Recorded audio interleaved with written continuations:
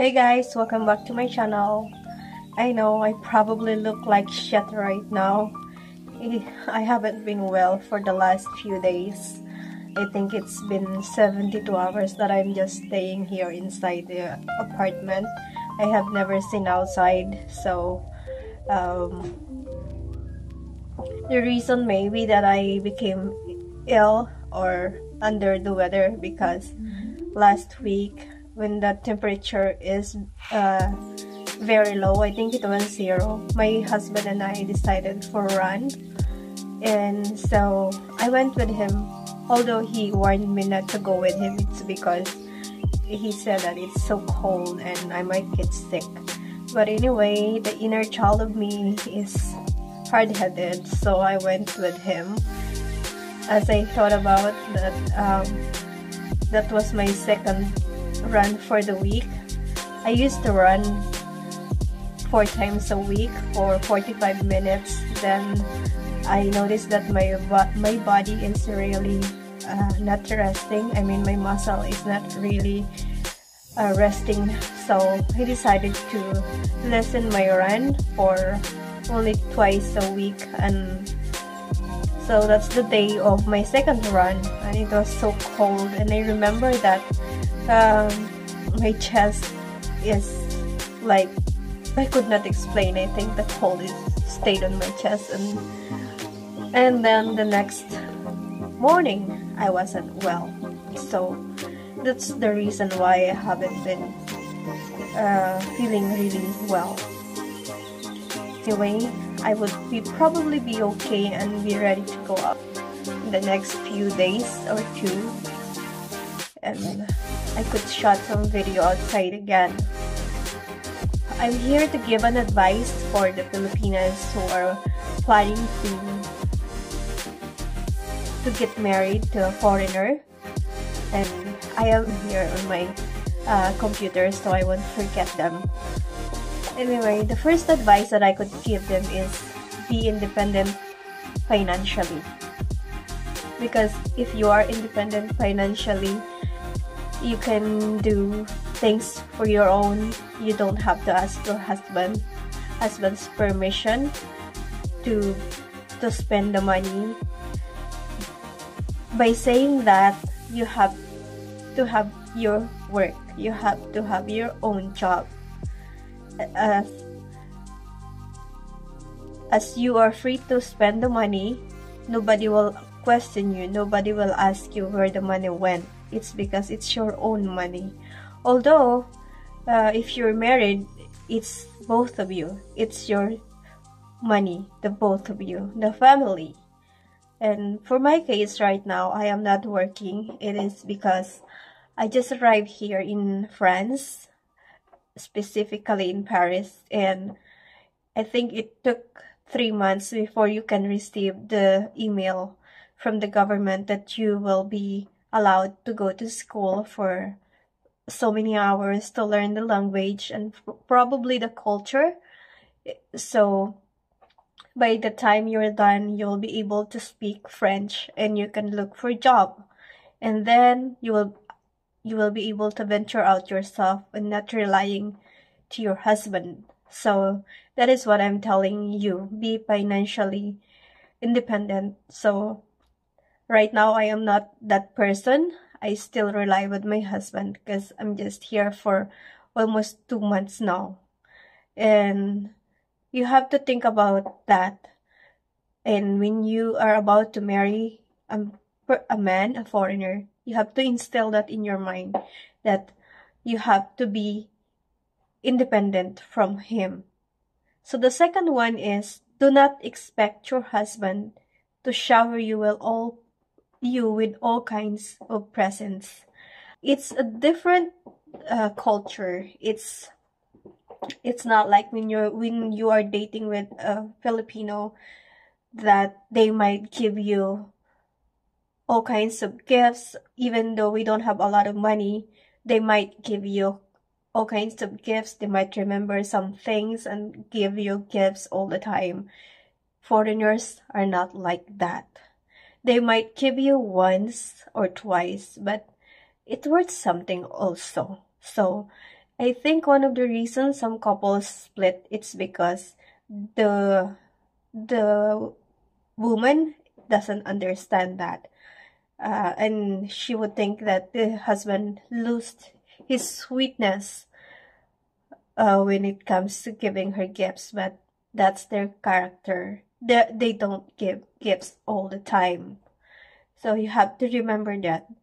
Um, with me, my husband doesn't give me a lot of gifts, but he would give me some, and he would buy something for me that is quite quite expensive as well. The third one that I will give you is keep a receipt. Everything that you purchase, you have to keep a receipt from it. In my case, I don't have to do that because my husband doesn't ask me where the money went. As long as the money is well spent, he doesn't care. But for the women, some women that is being asked, or their husband asked them to give them the receipt or show them the receipt where the money went and how did he spend it, and whatnot. You have to keep them so that you can show your husband that where the money went. If it's for food, if it's for something, at least you are being accountable to them, that they won't think that you are cheating them by your own money, because when you're married, even if it's his money, it's still yours because you guys are one. That's another advice that I can give you. That I could give you is, do not treat your husband like an ATM card. With me saying that, what do you mean by treating my husband as an ATM card? It's like asking him to send money to your families, to your loved ones, to your extended family. They won't do that, and they are not like that. Because I observe the parents here, they don't care what their children make. So it's basically what they are raised. It's not like they are selfish. It's what they know in their life, that we family. That is your responsibility, not the other not the extended family you have. So for me, my family really never asked for my husband. And before I got married, I told my parents, and I'm proud of my parents for not asking my husband any money. He never gave them any money. I told my parents before I got married that it's not because I'm getting married to him doesn't mean that I will be giving you money all the time. In any case, it's not that case. We survived without him. We grew up this kind of life. I grew up without him, and you also existed without him, so you can exist without us giving you money. And mind you guys, my husband is the same age as me, so you can guess how old I am.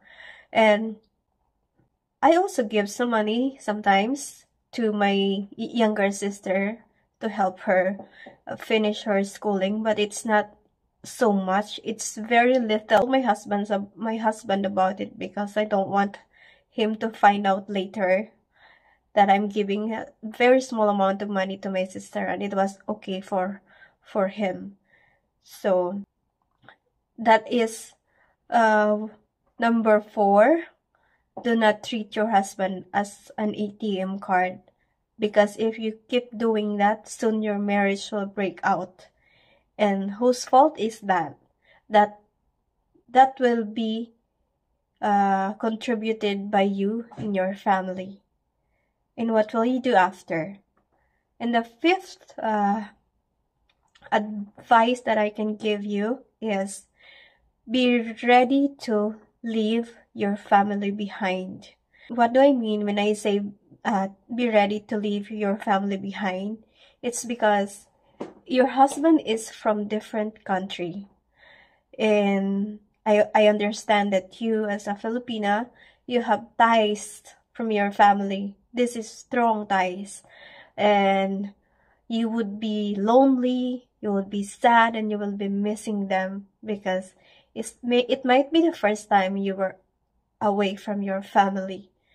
So you have to be ready for the culture, ready yourself for the climate, as so it will not shock you, and be ready for the changes of your relationship because it's not always the same. When I left my country, when I left the Philippines, I did not live with my parents for very, very long time, and may not have a problem with leaving them behind, but that doesn't mean that I don't love my parents. It's just I know how to be independent without uh, living with them. What I mean. So before leaving that, I was living alone at my apartment, and sometimes I go home and visit them, but never that I lost contact with them. I think I just lost contact with them during the Typhoon Odette. That's the only time that I lost contact with them. So be ready to leave your family behind, your ties, your friends. The situation right now is different from 20 years before, because right now the situation is better. You can call your parents, you can call your friends and your relatives almost every day. So it's not really a problem. It's not really burdensome, unlike 20 years ago that you have to wait 2 months or 3 months before you can receive a letter. It's not like that at all. So I hope you ladies learned something today that would